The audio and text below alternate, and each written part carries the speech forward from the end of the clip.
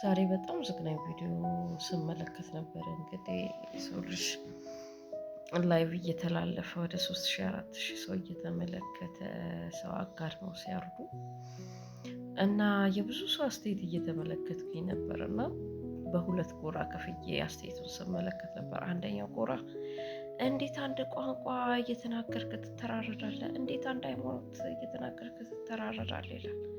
አንድ ቋንቋ ባይናገርስ መተራረድ አለበት? አንድ ሃይማኖት ባይሆንስ መተራረድ አለበት? ለዛ ነው እንደ ሰብአዊነት እንደ ሰውነት ሲቆም ነው ነገሮች ሊቆሙም ሊዘገንኑን የሚችሉት እንጂ እንደ ብሔር የምናስብ ከሆነ መቼ የማይቆም ነገር ነው። ከዛም በሌላው ሳይድ ደግሞ እንኳን ይህንን ብሔር አላደረከኝ፣ እንኳን ይህንን ሃይማኖት አላደረከኝ፣ ይህንን ሃይማኖት ያረከኝ አምላክ ተመስገን፣ ይህንን ብሔር ያደረከኝ አምላክ ተመስገን። እሺ ሁለታችሁም ከገዳይ አትተናነሱም። ባይተወይ ልክ ይሄኛውን ሲያይ ያኛውን በቃ ብሔሩን ለመከላከል ሲል ኢሹን ያርበሰብሰዋል። ኢሹን ያስድ መቼ ነው ግን በሰብአዊነት ሰው መቆም የሚችለው? እንስሳቶች እኮ ሌላን እንስሳ ነው አድነው የሚበሉት። እርስ በራሳቸው አድነው አይበሉም። አንበሳ አንበሳን አድነው አይበላም። ሌላ እንስሳ ነው ወይ ነብርን አድኖ አይበላም።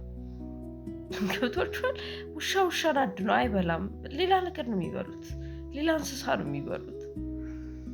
ገብቷችኋል አይደል? እርስ በርስ የሚረዳዳው የሚተራረደው የሚተጋገዘው የሚጨፋጨፈው የሰው ልጅ ነው። እናም እንደ ሰው ልጅ ነው የሚቆመው። እንደ ሰው ልጅ ነው የሚቆመው ምላችሁ። ሰው እንደ ብሔር እንደ ጎሳ መቆም ካለበት በቃ ለጥሩ ነገሮች ለጥቅም የሚሰጥ ነገር ከሆነ ብሔር ጎሳ ባይ ዘ ዌይ በትምህርቱ ዓለም አንድ አይደንቲቲ ኢንፎርሜሽን አንድ ነገር አስታወሰኝ። ፕራይሞሪያል እና ኢንስትሩሜንታል ኦር አንዳንዴም ሶሻል ኮንስትራክሽን የሚባል የአይደንቲቲ ፎርሜሽን ማንነት እንዴት ይገነባል፣ በተለይ ይሄ የጎሳ ማንነት ምናምን የሚባለው እንዴት ይመጣሉ ምናምን ተብሎ ሲል ፕራይሞርዲያል የሚባሉት ይሄ ከሰው በቃ ማይቀላቀል በቃ የራሱን ብሔር የራሱን ዘር ብቻ መርጦ የሚያገባ ሜቢ አሮ ነው ጂዊሾች ሊሆኑ ይችላሉ። እንደዛ አይነት ነው ፕራይሞርዲያል። ይሄ በደም የሚሄድ ማለት ነው፣ በደም የሚሄድ። ከዛ ውጭ ያለው ግን ኢንስትሩሜንታል ነው። ኢንስትሩሜንታል በቃ በደንብ ለኢሊት ማኒፑሌሽን የተጋለጠ ኢንስትሩሜንታሊ ነው ኮንስትራክትድ የሚሆነው። የጎሳ መሰረታትን አሁን ጎሳ የሚባለው ነገር እንትናን ወለደ ምናምን እንትና 3 ልጆች ወይ 4 ልጆች ነበሩ። ከዛን በዛ በ3 4 ልጆች ዘር ማንዘር ይሄዳል ማለት ነው። ዞሮ ያ ነው የጎሳ ፎርሜሽን። ግን በዛ ውስጥ በጣም ብዙ ቅይጥ ውልደቶች አሉ። እርስ በራሳቸው እየተስፋፉ ሲሄዱ ምናምን ይቀያየጣሉ። ስለዚህ ያ ፕራይሞርዲያል አይሆንም። ሞር ኦፍ ሶሻሊ ኮንስትራክትድ ወደሚሆን ነገር እየሆነ ይመጣል ማለት ነው። ብሔር በተለይ ይሄ በብሔር ተቧድኖ መፋጨት በጣም የሚጠቅመው ፖለቲከኛን ነው። ፖለቲከኛን ስልጣን ለመያዝ ይጠቅማል። ኤትኒክሊ ሞቢላይዝ ለማድረግ ገልቫናይዝ አድርጋችሁ ስልጣን ለመያዝ ይጠቅማል።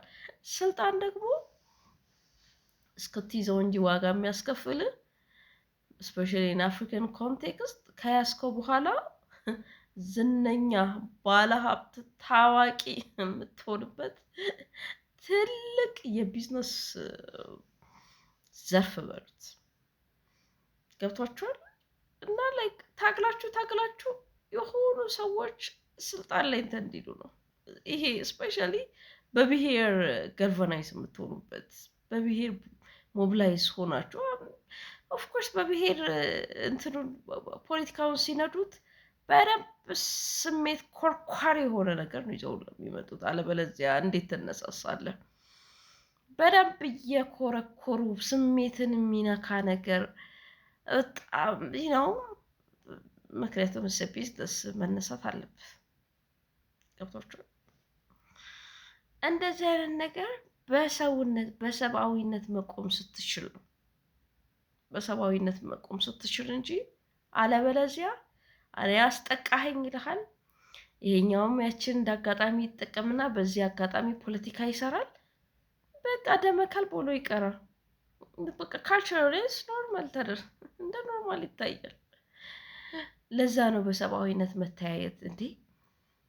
አንዳንዴ እኮ ነው በብዙ እንውቀሳቸው እንጂ አውሮፓና አሜሪካውያን እኮ ምንም የማይመለከታቸውን ሰው መተዋል ሂውማን ራይት ምናምን ብለው የሚታገሉት የሰዎች መብት ነፃነት ምናምን ምላችሁ አያጎዳ አናቃቸው እኮ ነው ፎር ማረ እንደውም በዘር ከተለያየን አይቀር እነሱ ከኬዥንስ እኛ አፍሮኤዥንስ ምናምን ተብለን እነዛ